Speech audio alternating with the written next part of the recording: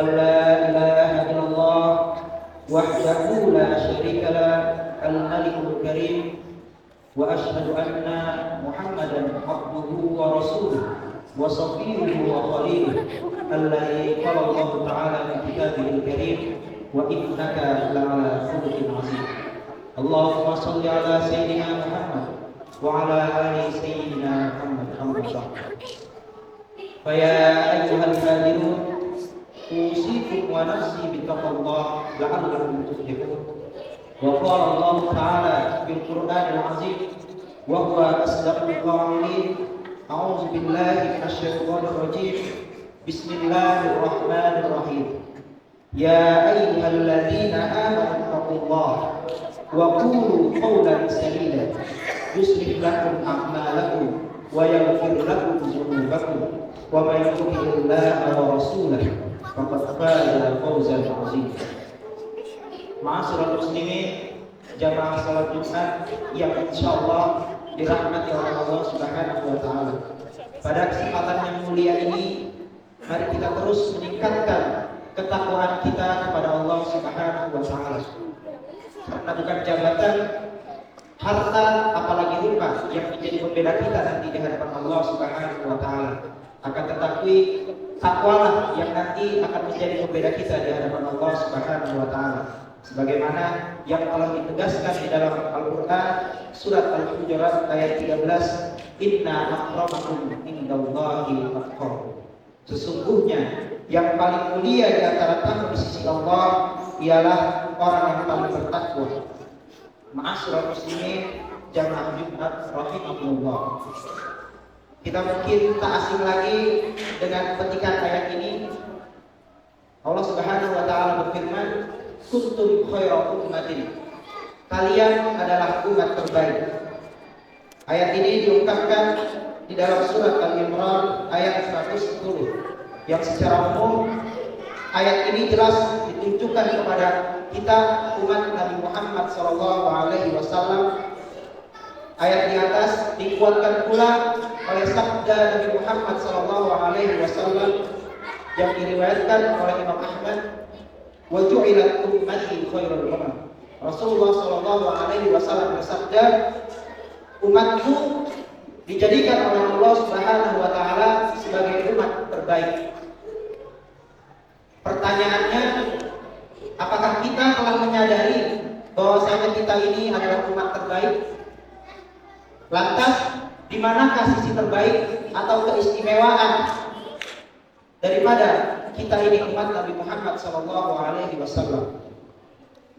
Jika kita melanjutkan ayat di atas, kuntum khairu ummatin ukhrijat lin-nas ta'muruna bil ma'ruf wa tanhauna 'anil munkar wa tu'minuna billah. Maka berdasarkan ayat di atas, kriteria umat terbaik selain beriman kepada Allah Subhanahu wa taala, umat terbaik juga kita memiliki kewajiban amal ma'ruf nahi munkar, yaitu melakukan dan perintahkan terhadap sesuatu yang ma'ruf dan kita mencegah terhadap sesuatu yang munkar. Bahkan andai saja umat-umat terdahulu melakukan amal ma'ruf nahi munkar dan beriman kepada Allah, maka bisa saja umat-umat terdahulu itu menjadi umat yang lebih baik daripada kita yang tidak melakukan hal tersebut.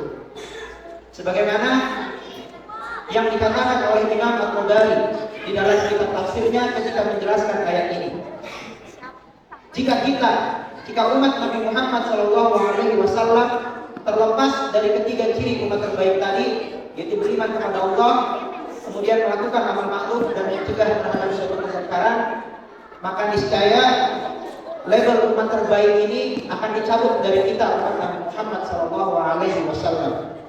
Dan bahkan bukan mustahil, kita bisa saja menjadi umat yang paling terburuk yang pernah diciptakan di muka bumi ini. Alhamdulillah min dzalik. Ma'asyiral muslimin, jamaah Jumat rahimahumullah.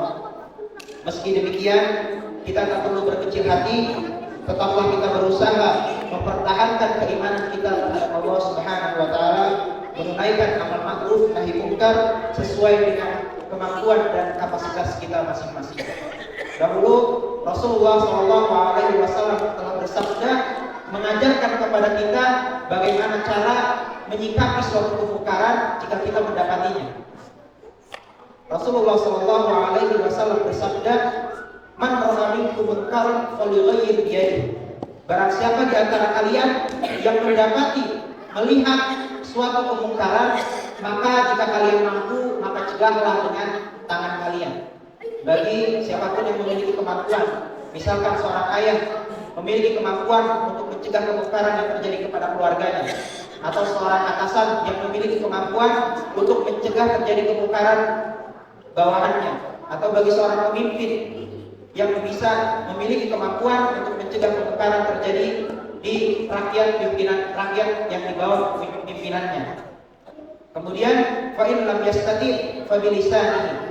Akan tetapi jika dengan tangan tidak mampu, kata Rasulullah SAW, maka cobalah rubah kemungkaran itu dengan lisan kalian. Jika kita tidak mampu dengan tangan dan tindakan, maka coba nasihati pelaku kemungkaran tersebut, coba kita nasihati. Jika tidak mampu dengan lisan, kata Rasulullah SAW, fa biqalbi, maka cobalah cegah dengan hati kalian. Bagaimana cara mencegah kemungkaran dengan hati? Yaitu dengan meyakini bahwa sesuatu tersebut adalah buruk dan sesuatu tersebut adalah sesuatu yang dilarang oleh Allah Subhanahu wa taala.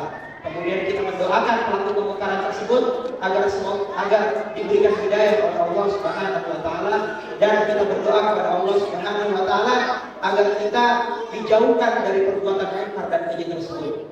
Maka kata Rasulullah, zalika ad'aful iman. Maka mencegah kemungkaran dengan hati itu adalah selemah-lemahnya iman. Rasulullah SAW juga pernah mengabarkan kepada kita tentang sejumlah keistimewaan yang hanya diberikan oleh Allah Subhanahu wa taala kepada umat Nabi Muhammad SAW. Qala Rasulullah SAW, "U'tiyat ummati salasan lam tu'ti illa al-anbiya." Umatku, kata Rasulullah SAW, telah diberikan 3 hal yang tidak pernah diberikan oleh Allah Subhanahu wa taala kecuali diberikan hanya kepada para nabi. Yang pertama, kana Allahu idza ba'atsa nabiyyan qala lahu ud'uni astajib laka wa qala li hadhihi ummah ud'uni astajib lakum. Allah dahulu ketika mengutus seorang nabi, Allah mengatakan kepada nabi-nabinya, berdoalah kepadaku, niscaya akan aku kabulkan doamu.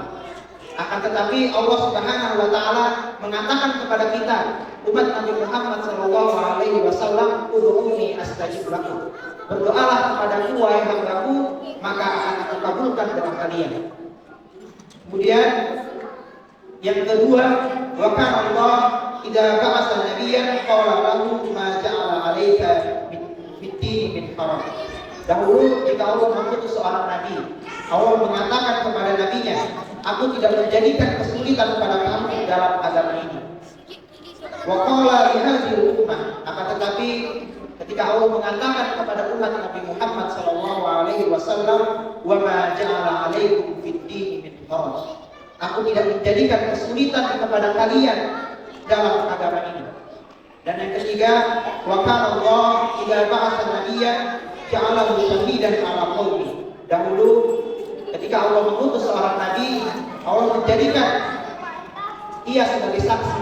Akan tetapi wa ja'ala hadhihi ummah, Allah menjadikan umat ini syuhada 'alan nas, menjadikan kita saksi bagi manusia yang lain. Ma'asyiral muslimin jamaah Jumat rahimakumullah. Dari hadis di atas kita mengetahui bahwa umat Islam ini memiliki keistimewaan yang tidak dimiliki oleh umat-umat terdahulu. Yang pertama, berdasarkan hadis di atas, perintah Allah untuk berdoa sekaligus jaminan dikabulkannya doa tersebut berbeda dengan umat terdahulu. Yang diperintahkan berdoa dan dijamin terkabulnya doa dulu hanya doa-doa nabi-nabinya.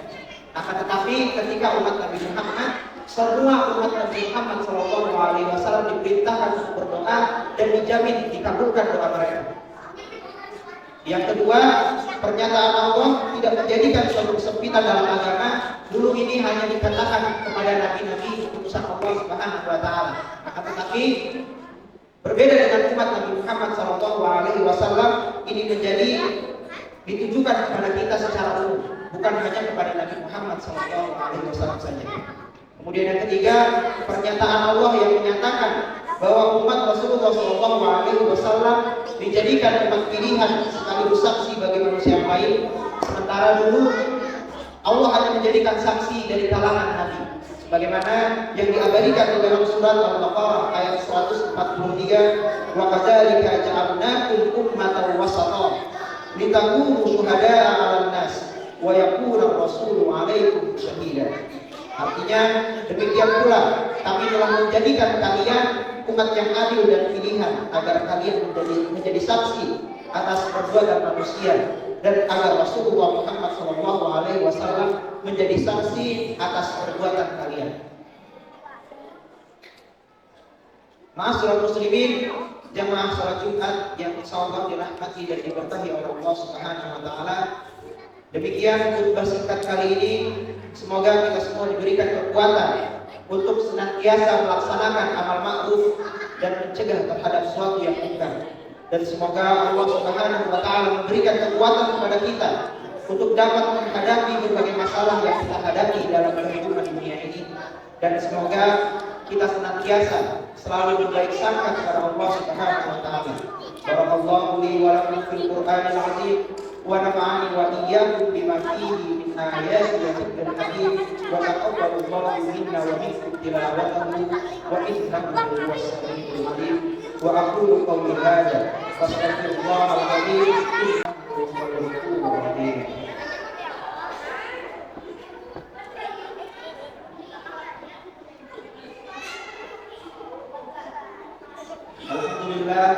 Alhamdulillah wa kafa wa usalli wa usallim ala sayyidina Muhammadin al-Mustafa wa ala alihi wa ashabihi ahli sidqi wal wafa. Asyhadu an la ilaha illallah wahdahu la syarika lah wa asyhadu anna Muhammadan abduhu wa rasuluhu amma ba'du.